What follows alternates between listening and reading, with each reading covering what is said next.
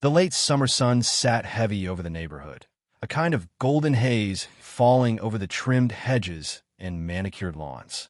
It was the kind of place that advertised perfection in brochures, wide cul-de-sacs, sparkling driveways, and signs that read, "Welcome to Willow Creek, a community of pride." But beneath the polished veneer, there were cracks only those who lived there long enough could see. Angela Cole knew those cracks. She saw them when certain neighbors would tighten their smiles as she walked by, a black woman who didn't fit the picture-perfect catalog image the HOA board seemed to chase. She saw it in the way small notes would show up on her mailbox about grass being half an inch too high, or how her flower beds didn't match community standards. But she held her head high always. Her husband, Marcus, had taught her that. Marcus Cole wasn't just another man in the neighborhood. He'd spent 20 years in the Navy SEALs, serving in places he never spoke about in detail.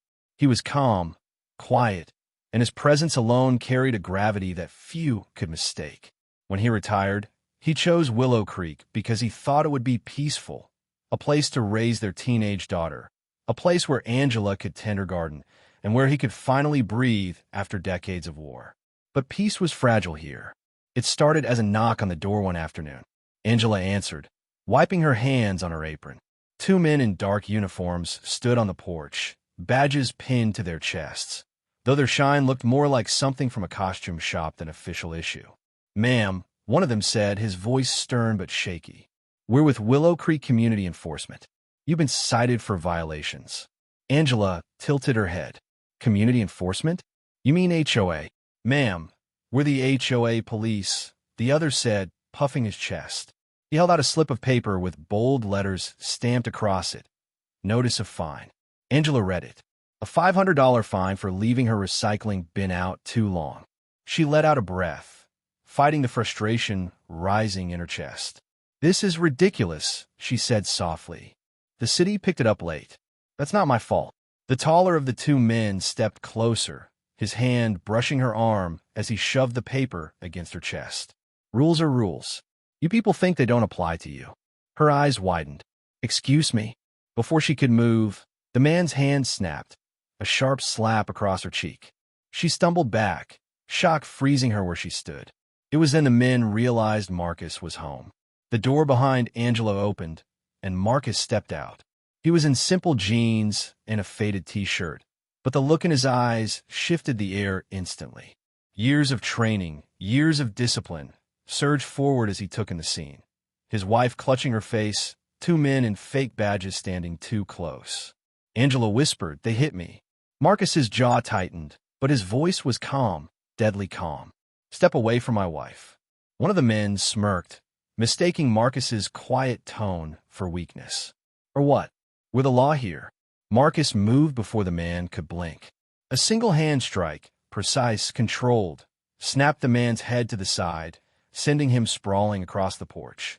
The second man reached for something on his belt, maybe pepper spray, maybe worse, but Marcus disarmed him in an instant, twisting his wrist until the fake weapon clattered to the ground.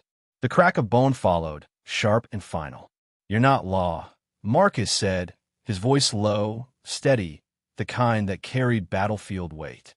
"You're cowards in costumes." Angela's breath trembled as she touched her husband's arm. "Marcus, don't." But he wasn't lost in rage. He wasn't a man blind with fury. He was in control as always. He pinned the second man down, staring into his eyes. "You ever put your hands on my wife again, you won't walk away next time." The so-called HOA cops scrambled, dragging each other off the porch and disappearing into their truck. The engine roared, tires squealed, and they were gone. Angela leaned into Marcus, tears spilling down her cheeks. "I was so scared." He kissed her forehead gently. "Not anymore. Not while I'm here." But the story didn't end there. The next HOA meeting was called within days, a gathering of board members who sat behind folding tables as if they were royalty. Marcus and Angela attended, though most neighbors avoided eye contact. At the head sat Richard Downs, the HOA president, a man who had moved into Willow Creek a decade earlier and decided it was his kingdom.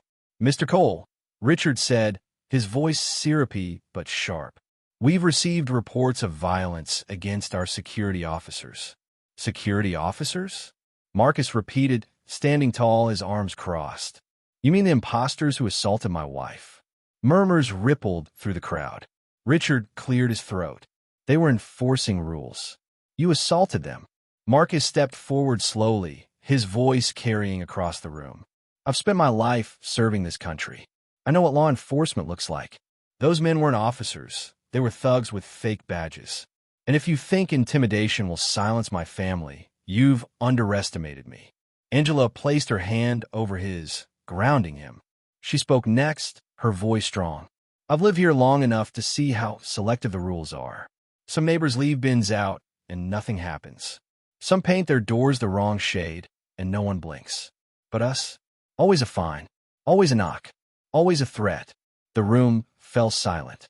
For the first time, neighbors looked at each other, shame flickering in their eyes. They hadn't spoken up before. Maybe they were scared. Maybe they were complicit. But something shifted that night. Richard tried to laugh it off, but the cracks were too deep. The story spread. How fake cops had hit Angela. How Marcus stood his ground.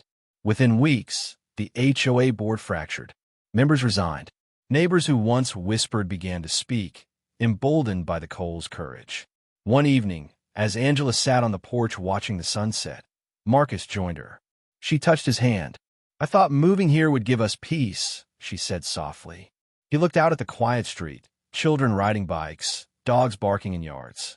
Peace isn't something you find, he said. It's something you make. And sometimes you have to fight for it. Angela rested her head on his shoulder. Do you ever wish we'd chosen somewhere else? Marcus smiled faintly. No, because this is ours now, not theirs. And I'll make sure no one ever takes that from you again. The neighborhood didn't change overnight. Prejudice didn't vanish. But the Coles story became a line in the sand, a reminder that bullies, whether they wore fake uniforms or hid behind HOA titles, couldn't silence truth. And for the first time, Angela felt the kind of safety her husband had promised when they moved to Willow Creek. Not because trouble was gone, but because she knew, deep in her heart, that courage was stronger than fear. And courage was something her family would never run out of.